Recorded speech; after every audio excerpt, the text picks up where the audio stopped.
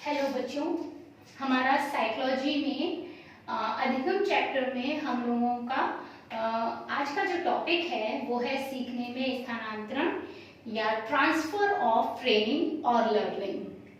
कि हम कोई भी कार्य जब सीखते हैं तो उस कार्य को जो हमने सीखा है उसका उपयोग हम और भी कार्यों के करने में करते हैं या और कार्यों को सीखने में उसका उपयोग करते हैं। फॉर एग्जाम्पल, अगर हम साइकिल चलाना सीखते हैं तो सबसे पहले हम साइकिल चलाने में जब बैलेंसिंग सीखते हैं, बैलेंस करना सीखते हैं, तो साइकिल चलाने के कई साल बाद भी, ठीक है ना, अगर हमें स्कूटी चलाना सीखना हो तो जो हमारा साइकिल चलाना सीखना है वो हमें हेल्प करता है स्कूटी सीखने में, क्योंकि साइकिल चलाना सीखने में जो बैलेंसिंग हमने सीखी थी, बैलेंस करना, दो पहियों पर जो हम बैलेंस कर पा रहे थे वो हम स्कूटी में कर पाते हैं। तो इसी तरीके से हमारा जो भी कार्य हमने पूर्व में सीखा है, पहले सीखा है, जो हमारा पूर्व अनुभव है, उस सीखे हुए कार्य का उपयोग जब अन्य कार्यों को करने में होता है तो वो हमारा सीखने में स्थानांतरण कहलाता है। अब जो हमारा सीखने में स्थानांतरण है या अधिगम स्थानांतरण भी हम इसे कहते हैं, तो वो वास्तव में क्या है? अर्जित किए हुए किसी भी ज्ञान को अगर हम किसी अन्य परिस्थिति में बहुत सरलता से प्रयोग कर लेते हैं तो इसे हम सीखने का स्थानांतरण या अधिगम स्थानांतरण कहते हैं। बहुत सारे मनोवैज्ञानिकों ने इसकी बहुत अलग अलग ढंग से डेफिनेशंस दी हुई हैं, ठीक है। जैसे क्रो एंड प्रो की भी एक डेफिनेशन है कि जब शिक्षण के एक क्षेत्र में प्राप्त विचार, अनुभव या कार्य की आदत, ज्ञान या निपुणता का हम दूसरी परिस्थिति में उपयोग करते हैं तो ये स्थानांतरण कहलाएगा अधिगम का। तो ये जो हमारा अधिगम स्थानांतरण है, बहुत सिंपल से एग्जांपल्स हम लोग इसके डेली लाइफ में देखते हैं। जैसे जो शुरुआती क्लासेस होती हैं, बहुत स्टार्टिंग की क्लासेस होती है, बच्चों को जोड़ना घटाना सिखाया जाता है। तो वो जो जोड़ना घटाना है, जब बच्चे मार्केट में जाते हैं, बाजार जाते हैं, कोई सामान खरीद कर लाना होता है उनको, तो वो जब पैसे लेकर जाते हैं तो वो इजीली कि 10 रुपए दिए, हमारा सामान 6 रुपए का है तो हमको 10 - 6 करना है, हमको 4 रुपए वापस मिलेंगे। एंड 4 रुपए में जो सिक्के मिले हैं वो 2 रुपए के हैं तो हम उनको काउंट कर रहे हैं, या 1 रुपए के 4 सिक्के हैं उन्हें काउंट कर रहे हैं। तो बच्चे जो गणित उन्होंने सीखा विषय, वो जोड़ घटाना उनकी डेली लाइफ में काम आ जाता है। तो हमारे जीवन में सीखने का जो स्थानांतरण है, इसकी बहुत बड़ी भूमिका है, बहुत बड़ा रोल है, बहुत ज्यादा इसका महत्व है, क्योंकि हम कार्यों को जब सीखते हैं तो हम उन्हें सीखते ही इसीलिए हैं कि हम उन्हें अपनी डेली लाइफ में यूज कर सकें, हम अपने दैनिक जीवन में उनका उपयोग कर सकें।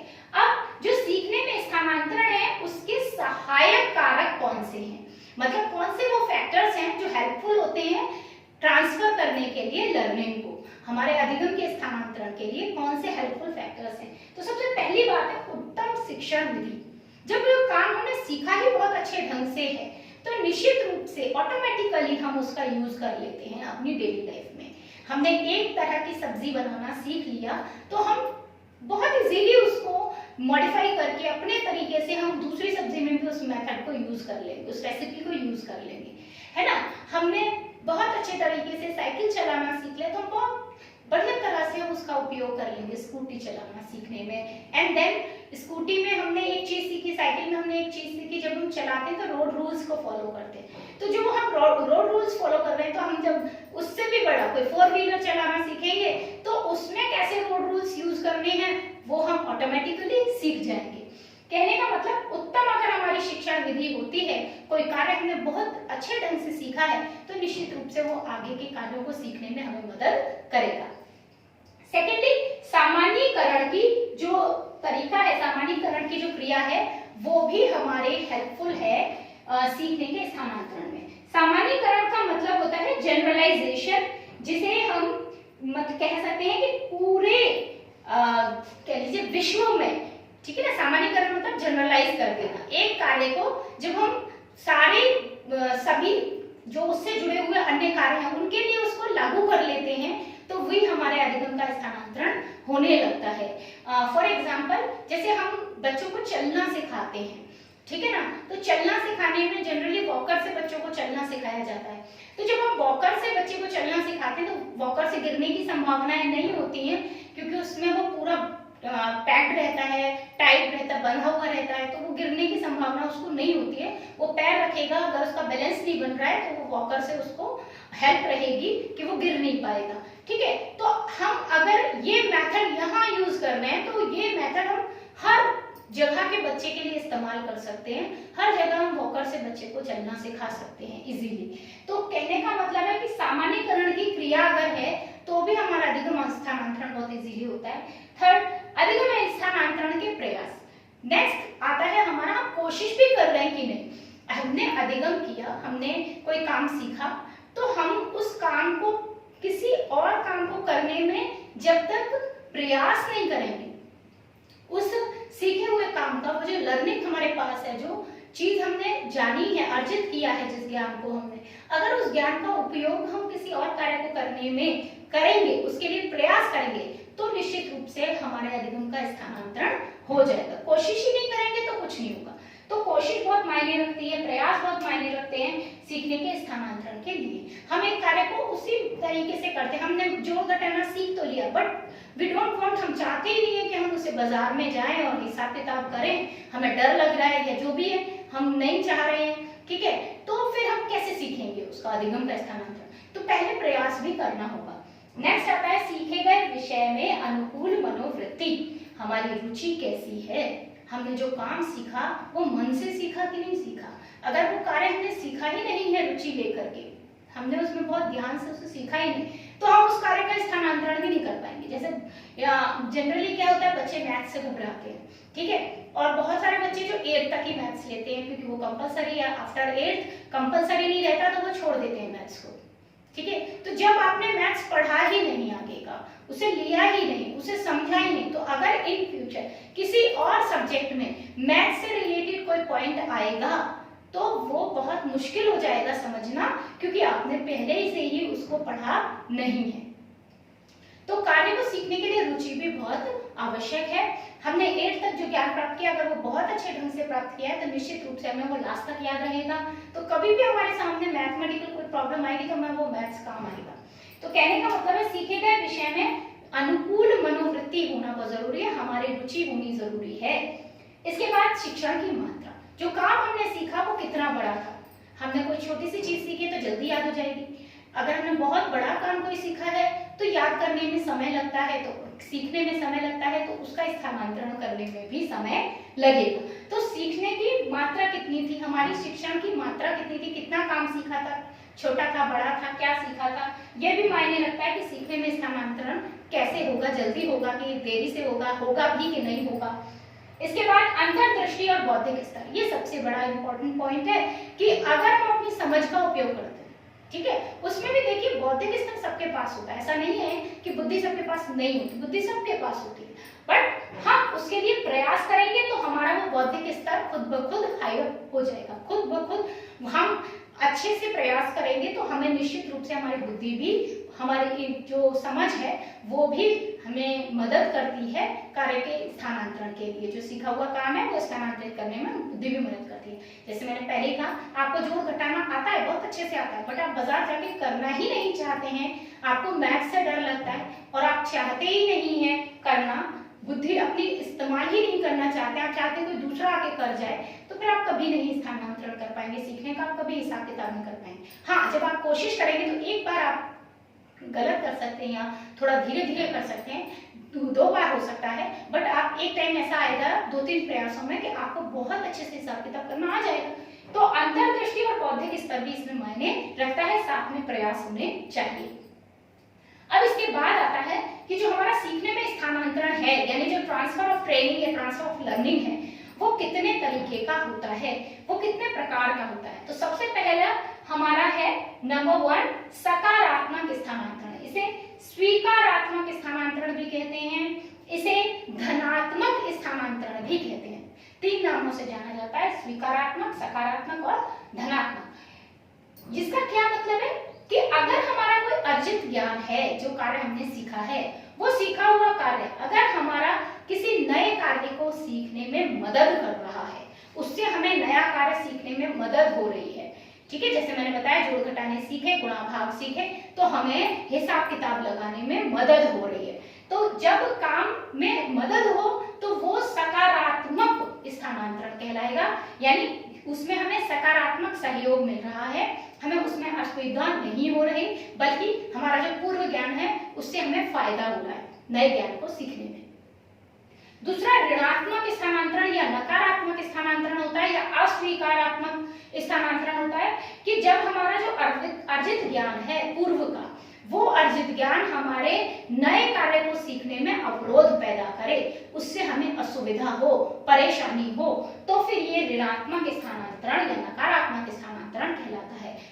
फॉर एग्जाम्पल, मान लीजिए आप दाएं हाथ से लिखते हैं, ठीक है, लेकिन ऐसे ही रुचि आपकी थी, आपका मन कर रहा था, या आप अलग कुछ हटके करना चाह रहे थे, आपने ऐसे बाएं हाथ से थोड़ा थोड़ा प्रैक्टिस करना सीख लिया, थोड़ा अभ्यास करना सीख लिया। अब अनफॉर्चुनेटली दुर्भाग्यवश क्या होता है, हाथ में कोई चोट लग जाती है जिसकी वजह से दाएं हाथ से लिखना संभव नहीं है। तो ऐसी स्थिति में हम क्या है, जब हम बाएं हाथ से लिखने का प्रयास करते हैं, तो अगर हम सीखने में हमने जो सीखा था, हमने अभ्यास किया था बाएं हाथ, तो हम कोशिश करते हैं, तो कोशिश करने पर हम बाएं हाथ से लिखते तो हैं, लेकिन बार बार हमारा पेन दाएं हाथ में जाने लगता है, हम बार बार दाएं हाथ से पेन को पकड़ते हैं, हमारी कोशिश होती है कि हम दाएं हाथ से ही लिख लें, जबकि हम उससे लिख नहीं सकते।